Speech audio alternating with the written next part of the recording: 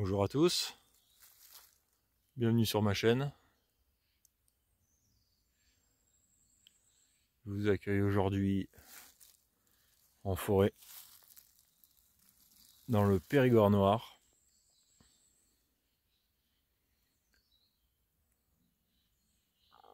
Où on est quasiment sûr de ne croiser personne. C'est bien ça que je recherche.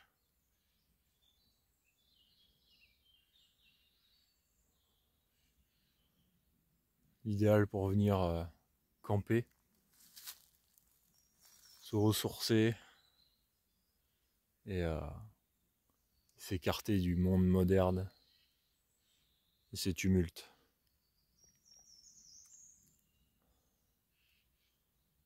Aujourd'hui, je vous fais cette petite vidéo pour vous présenter un nouveau couteau que j'ai réalisé. Ça faisait longtemps.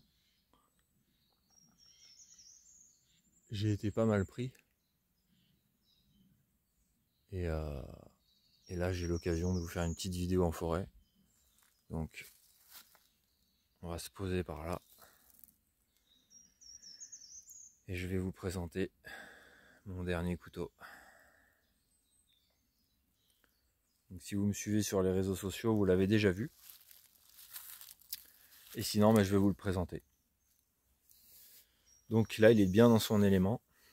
Parce que celui-là, il est taillé pour ça. Donc, voici un Hudson Bay. Alors, l'Hudson Bay, c'est une région d'Amérique du Nord, du Canada. D'après ce que j'ai pu voir, l'Hudson Bay, c'est un couteau de trappeur de par là-bas, quoi. Donc nord du Canada, vous regardez sur une carte, l'Hudson Bay, c'est une baie, hein, c'est un bras de mer qui rentre dans le nord du Canada. Donc voilà. Si vous voulez creuser un peu là-dessus, allez-y. Moi j'ai regardé un peu et je me suis inspiré pour ce couteau d'un couteau qui apparaît dans The Revenant avec DiCaprio. Donc, où à la fin, le méchant, interprété par Tom Hardy, dégaine un couteau comme ça.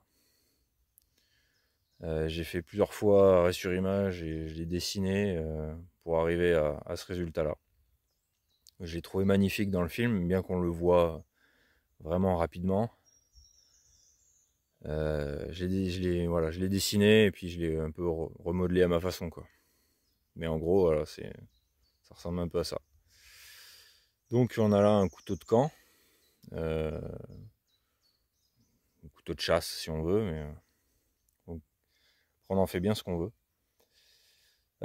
Donc on est sur un couteau en 80 CRV2. La mitre est en laiton et micarta. Et le bois, c'est de l'érable ondé stabilisé. Et certainement teinté aussi, je ne sais pas. Voilà, donc très joli bois. Donc l'érable ondé, c'est l'érable qui présente ces ondulations là dans le bois.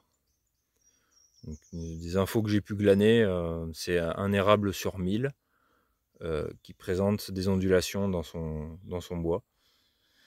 Donc on ne sait pas à l'avance si un érable est ondé ou pas. Voilà, c'est pas une espèce particulière, c'est pas quelque chose de tropical ou je sais pas quoi, c'est juste voilà, un spécimen sur 1000 qui est comme ça. Donc on a ici un couteau au look assez rustique, assez volumineux. Donc je vais vous le mesurer. Donc de la pointe jusqu'au bout, on est sur du 29,8 on va dire. 29,8. En hauteur de lame, on va prendre au max ici, on est sur du 5,3, quelque chose comme ça. 4,5 mm d'épée. on s'en rend pas bien compte. Si je me mets au 3, ouais, on est presque à 5 mm d'épais. Pour une lame de 19 cm. Voilà. Le poids, je ne saurais pas vous le dire, parce que je ne l'ai pas pris avant de partir, mais on est sur quelque chose de dans les 400 grammes, quelque chose comme ça, 400-500 grammes. Et avec son petit étui, réalisé par Mes Soins également. Le petit étui en cuir tanné végétal et teinté également par Mes Soins. Donc, hop. Et voilà, ce qui donne cette petite beauté. Voilà. Donc, ben voilà, après c'est tout. Celui-là n'est pas à vendre. Celui-là, il est pour moi. Parfois, je me fais des couteaux pour moi. Et ce que je vous propose, c'est de faire quelques petits tests de débranchage. J'ai déjà essayé. Donc pour ce faire, on va aller hop par ici. Suivez le guide. Vous voyez beaucoup d'arbres par terre. Voilà, suite aux pluies, au vent et à tout ce qui s'ensuit. Donc ça c'est malheureusement c'est beaucoup de forêts qui sont comme ça. Donc je vais essayer de vous caler par là. Hop. On va se faire du petit ébranchage. Vous voyez par ici là, toute cette zone. Je vais essayer de vous tourner un petit peu. Hop. Comme ça. Toujours en direct. Et c'est parti. Donc vu le bestiau, évidemment, il n'y aura pas trop de problème. Au niveau de la prise en main, donc on peut se reculer comme ça sur le manche. Et pour du petit travail de précision, on peut venir se rapprocher, comme ça, sans aucun problème. On peut gratter un fire steel avec le dos à 90 degrés. Voilà, je ne vous ai pas présenté en détail, mais on a une lame donc en 80 CRV2 martelée et vieillie au perchlorure de fer, avec des petites marques que j'ai fait un peu partout, des petites marques comme ça là, qui font ancien. Pareil sur la mitre.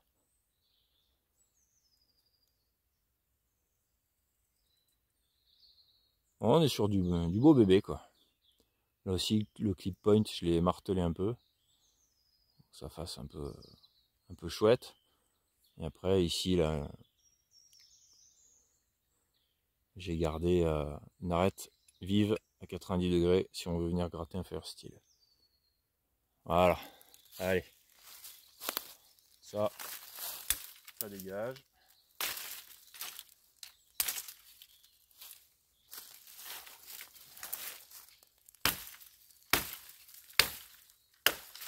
Hop. Hop. On va l'attraper par dessous. Voilà. Donc, ben, sans trop de surprise. Hein.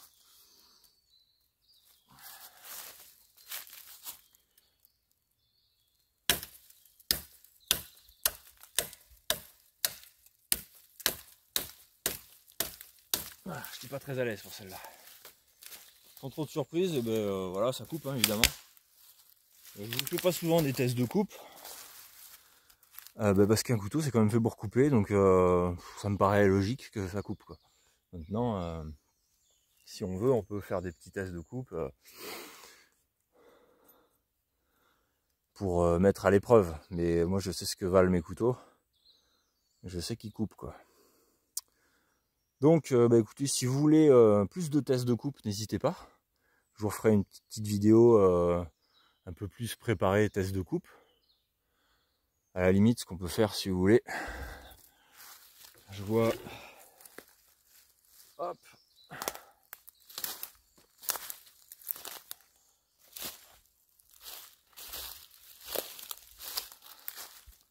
Là, lui il est mort.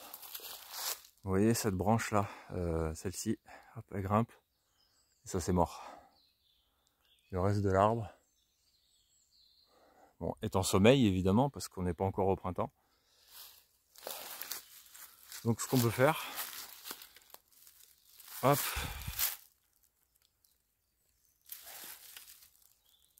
on va s'attaquer à ça là. Ça peut vous faire plaisir.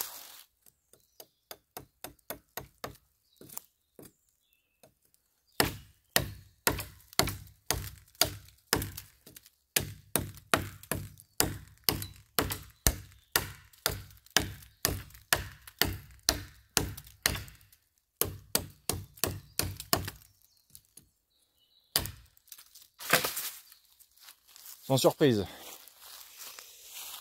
Et il est bel et bien mort.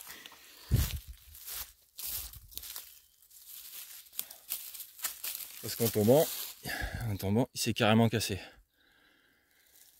Donc voilà, ça c'est fait. Là on a déjà une belle partie pour commencer à fendre du bois si on voulait faire un feu. Donc bah écoutez, voilà tout ce que j'ai à dire. Commandez un couteau B, vous ne serez pas déçus. Et puis bah écoutez, prenez soin de vous et à la prochaine. A plus, ciao ciao.